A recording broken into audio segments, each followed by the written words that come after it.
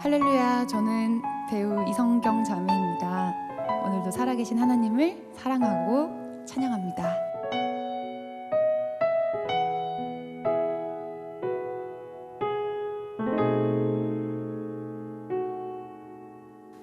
이 세상을 살아가는 동안에 나의 힘을 의지할 수 없으니 기도하고 낙심하지 말 것은 주께서 참 소망이 되심이라. 주의 길을 걸어가는 동안에 세상의 것 의지할 수 없으니 감사하고 낙심하지 말 것은 주께서 참 기쁨이 되심이라.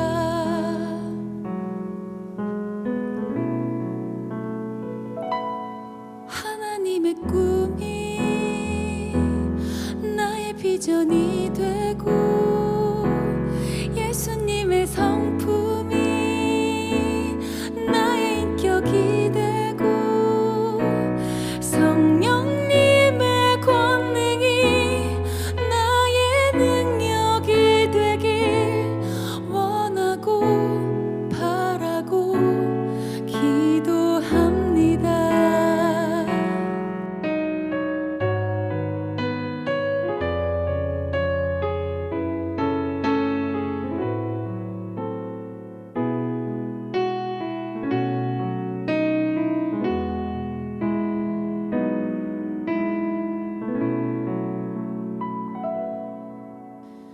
이 세상을 살아가는 동안에 나의 힘을 의지할 수 없으니 기도하고 낙심하지 말 것은 주께서 참 소망이 되심이라. 주의 길을 걸어가는 동안에 세상의 것 의지할 수 없으니 감사하고 낙심하지 말 것은 주께서 참 기쁨이 되심이라. 하나님의 꿈이 나의 비전이 되고 예수님의 성품이 나의 인격이 되고 성령님의 권능이 나의 능력이 되길 원하고 바라고 기도합니다. 하나님의 꿈이 나의 비전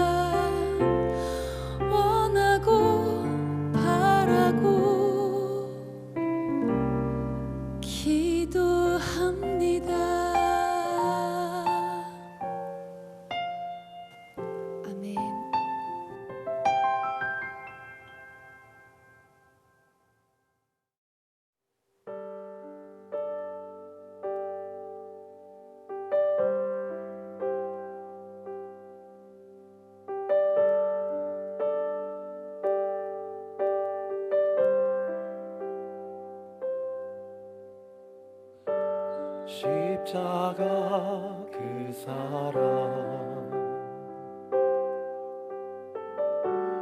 멀리 떠나서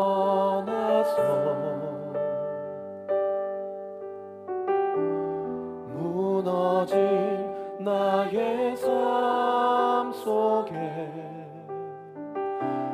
잊혀진 주 은혜 돌 같은 내 마음 어루만지사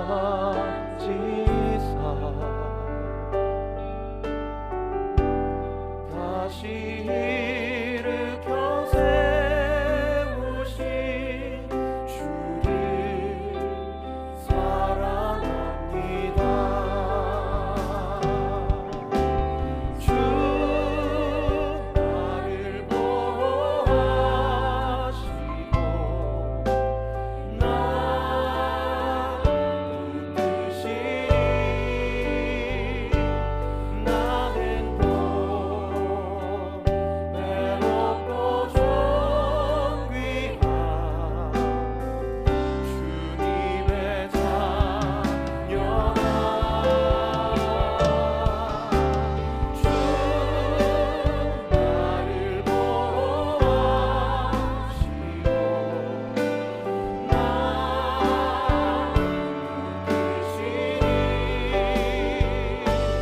나 붙드시니 나는 더 외롭고 존귀한 주의 자녀라.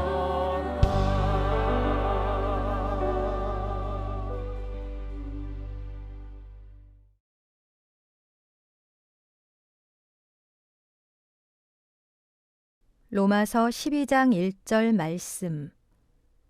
그러므로 형제들아, 내가 하나님의 모든 자비하심으로 너희를 권하노니 너희 몸을 하나님이 기뻐하시는 거룩한 산 제물로 드리라. 이는 너희가 드릴 영적 예배니라. 21일간의 나라와 민족을 위한 특별 새벽 기도에 동참하신 모든 성도님들에게 우리 주님의 평강과 은혜가 충만하기를 축복합니다. 오늘 아침 우리는 하나님께서 진정 기뻐하시는 예배란 무엇인가에 대해서 말씀을 나누고자 합니다. 요즘 많은 교회가 코로나 바이러스로 인해서 교회에서 공예배를 드리지 못하고 각 가정에서 혹은 일터에서 영상으로 예배 드리고 있습니다. 그래서 교회에서 예배 드리지 못함을 안타까워하는 성도님들이 많이 있습니다. 예배란 무엇입니까? 예배는 간단히 말하면 하나님께서 우리에게 베풀어 주신 사랑과 십자가의 은혜를 깨닫고 감사하는 마음으로 응답하는 행위입니다. 우리가 왜 예배를 드리는가? 우리를 구원해 주신 하나님의 놀라운 사랑이 너무나 감사하기 때문입니다. 죄로 말미암아 죽을 수밖에 없던 우리들을 살리시려고 하나님께서 친히 육신을 입으시고 이 땅에 오셔서 십자가에 달려 죽으심으로 우리의 모든 죄를 속량해 주셨습니다. 그리고 우리를 하나님의 자녀로 삼아주신 그 사랑과 은혜가 너무나 놀랍고 감사해서 신령과 진리로 하나님께 찬양과 영광을 드리는 행위, 그것이 바로 예배입니다. 근데 많은 성도님들께서 예배는 주로 예배당 안에서만 드리는 것으로 생각하는 경향이 있습니다. 주일이 되면 예배당에 모여 정해진 시간에 정해진 순서를 따라 드리는 것, 이것이 예배의 전부라고 생각하는 것이지요. 물론 우리가 예배당에 모여서 우리의 신앙을 하나님께 고백하고 기도하고 찬양하고 말씀 듣고 봉헌하는 행위들은 분명히 하나님이 기뻐하시는 예배입니다. 그런데 예배의 개념이 거기서 끝나면 안 됩니다. 하나님께서 정말 기뻐 받으시는 예배에는 예배당 안에서의 예배뿐만 아니라 예배당 밖에서의 예배도 있기 때문입니다. 그것을 우리는 예배 이후의 예배라고 표현합니다. 즉 예배는 예배당 안에서의 예배로만 끝나는 것이 아니라 세상 속에서 우리들의 삶으로 계속해서 드려져야 하는 것입니다. 그러므로 예배는 어떤 종교적 의식이나 형식의 문제가 아니라 우리의 삶의 모든 영역 속에서 하나님의 은총에 응답하는 삶의 문제라고 할 수 있습니다. 그런데 오늘 많은 성도들이 예배를 하나의 의식이나 형식으로 생각하기 때문에 자신들의 일상적인 삶 속에서는 어떤 태도와 가치관을 가지고 살든 그저 주일 예배에만 잘 참석하면 된다고 착각합니다. 그러나 월요일부터 토요일까지는 자기가 원하는 대로 세상 가운데서 마음대로 살다가 주일에 교회에 와서 예배 드릴 수 있다고 생각한다면 그것은 잘못된 생각입니다. 예배는 주일만이 아니라 매일 삶 속에서 드리는 것이어야 합니다. 다시 말해 예배는 그리스도인들의 삶과 절대로 분리되어서는 안 된다는 말씀입니다. 그러므로 일상생활에서 하나님께 순종하고 믿음으로 응답하는 일이 없으면 아무리 교회 안에서의 예배를 훌륭하고 경건하게 드린다 해도 그 예배는 교회 마당만 밟는 일이 될 수도 있습니다. 그래서 바울은 오늘 본문에서 이렇게 말씀하고 있는 것입니다. 너희 몸을 하나님이 기뻐하시는 거룩한 산 제물로 드리라. 이는 너희가 드릴 영적 예배니라 말씀합니다. 거룩한 산 제물을 드리는 예배는 그리스도인들이 자신들의 전 생활을 주님께 바치는 것입니다. 예배당 안의 예배와 세상 속에서의 생활이 일치될 때에 비로소 그리스도인들은 거룩한 산 제물을 하나님께 드리는 것입니다. 그래서 존 메가더 목사님은 참된 예배는 주일 예배 시간의 축도 후에 비로소 시작된다 하는 의미 있는 말을 한 것입니다. 주일에 예배당 안에서의 예배를 마치고 세상으로 나아가 삶 속에서 하나님을 섬기는 것이 진정한 예배라는 말입니다. 즉 하나님이 기뻐하시는 진정한 예배는 예배당 안의 예배로 끝나는 것이 아니라 신자들의 구체적인 삶 속에서 계속해서 행동으로 나타나고 연장되어야 하는 것입니다. 자, 그렇다면 우리는 어떻게 삶의 현장에서 하나님께서 기뻐하시는 산 제사를 드릴 수 있습니까? 그것은 우리가 예수님을 본받아 사람들을 사랑하고 섬김을 통해서 드릴 수 있습니다.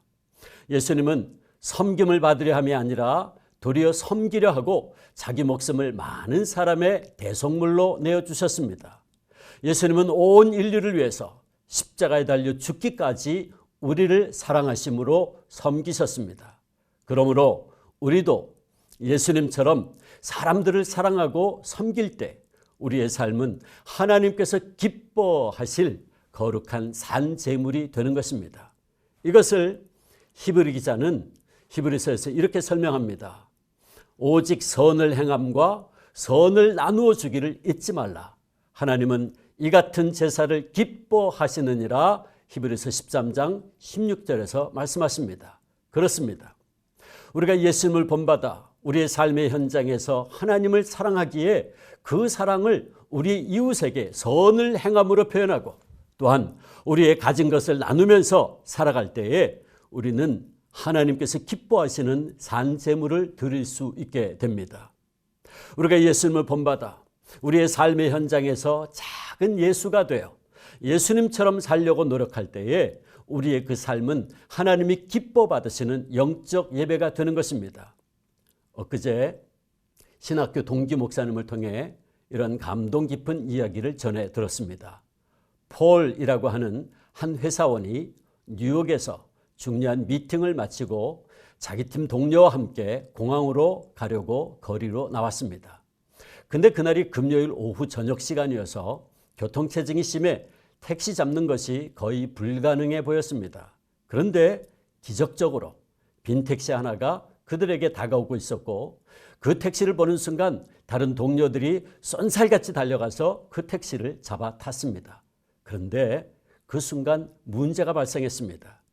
친구들이 너무 빨리 달려가는 바람에 바로 길가에 장사하고 있는 노점상의 야채 과일 박스를 쳐버리게 되었고 과일과 야채가 바닥으로 굴러 떨어졌습니다. 그리고 폴의 일행 중 아무도 이를 개의치 않고 택시를 탔습니다. 그런데 폴은 택시를 타지 않고 그 자리에 순간 멈추어 섰습니다. 택시 안의 동료들이 빨리 타라고 외쳤습니다. 폴, 이 택시 타지 않으면 비행기를 놓쳐! 소리쳤습니다. 그럼에도 불구하고 폴은 자기를 놔두고 먼저 가라고 일행을 떠나보냈습니다. 그러고 나서는 노점상 할머니에게 다가가니 그 할머니는 울고 있었습니다. 그런데 그 할머니는 앞을 보지 못하는 시각장애인이었습니다. 눈이 성한 사람이라면 바닥에 떨어진 과일이나 야채를 주스면 되는데 앞을 보지 못하는 할머니가 어떻게 그 과일과 야채를 주워 담을 수 있겠습니까? 그래서 울고 계신 할머니를 폴이 위로해 드리면서 땅바닥에 떨어진 야채와 과일을 줍기 시작했습니다. 이때도 폴 곁에는 수많은 사람들이 지나갔지만 다들 자기 갈 길이 바쁜지 아무도 이 노점상 할머니의 울음과 폴의 행동에 관심을 갖지 않았습니다. 폴이 야채와 과일을 다 정돈한 후에 지갑을 꺼내 돈을 할머니 손에 쥐어주면서 이렇게 말했습니다. 할머니, 이 돈이면 손해보신 것 충분히 해결이 될 것입니다. 그랬더니 그 할머니가 이렇게 물었다고 합니다. Are you Jesus? 혹시 예수님 아닌가요? 이 말을 듣고 당황한 폴이 나는 절대 예수가 아니라고 대답했습니다. 그때 그 시각장애인 할머니가 아니라면서 계속 이렇게 말했습니다. 아까 노점 가판대가 넘어지고 과일과 야채가 땅에 떨어질 때 제가 도움을 요청할 분은 예수님 한 분밖에 없었습니다. 그래서 저는 예수님께 이렇게 기도했습니다. 예수님, 제게 다가오셔서 제발 저를 도와주세요. 그랬는데 기도의 응답처럼 당신이 와서 나를 도와주었으니까 당신은 예수님이 틀림없습니다. You must be Jesus. 그날 밤 폴은 비행기를 놓치는 바람에 집에 돌아가지 못하고 하룻밤을 더 뉴욕 호텔에서 머물면서 한밤중에 자신에게 이런 질문을 던졌다고 합니다. 누군가가 당신을 예수님 같다고 착각하게 했을 때가 언제인가? 코로나 바이러스로 말미암아 우리 모두의 마음이 편치 않은 아침입니다. 이 아침 가슴에 손을 얹고 우리 각자에게 물어봅시다. 나는 정말 예수님을 믿고 따르는 그분의 제자인가? 나는 정말 예수님처럼 살려고 노력하는 작은 예수가 맞나? 사랑하는 성도 여러분, 온 나라와 민족이 코로나 바이러스로 인하여 두려움에 떨고 있는 이때에 우리 그리스도인들이 작은 예수 되어 나의 필요보다 다른 사람의 필요를 먼저 생각하고 마스크 하나라도 기꺼이 노약자들에게 양보한다면, 그리고 우리 그리스도인들이 예수님처럼 나를 희생함으로 누군가를 세워주고 살린다면 우리는 진실로 하나님께서 받으시기에 가장 아름답고 향기로운 제사를 그분께 드리는 것입니다. 우리 주님은 바로 우리가 드린 이런 산제물, 영적인 예배를 기뻐하십니다. 오늘 이 아침에 우리 각자의 가슴에 손을 얹고 물어봅시다. 누군가가 당신을 예수님 같다고 착각하게 했을 때가 언제입니까? 바로 그때가 하나님께서 우리의 산제사를 기뻐 받으시는 때입니다. 기도하겠습니다. 아버지 하나님, 모두가 다 두려움에 떨고 있는 이때에 우리 그리스도인들이, 주님을 믿고 따르는 우리 그리스도인들이 작은 예수 되어 주님의 사랑을 본받아 그 사랑 나누게 하시고 우리의 삶을 통해 진정 하나님 기뻐하시는 산 제사를 드릴 수 있게 도와주시옵소서. 예수님의 이름으로 기도합니다. 아멘. 하나님 한 번도 나를 실망시킨 적 없으시고 언제나 공평과 은혜로 나를 지키셨네.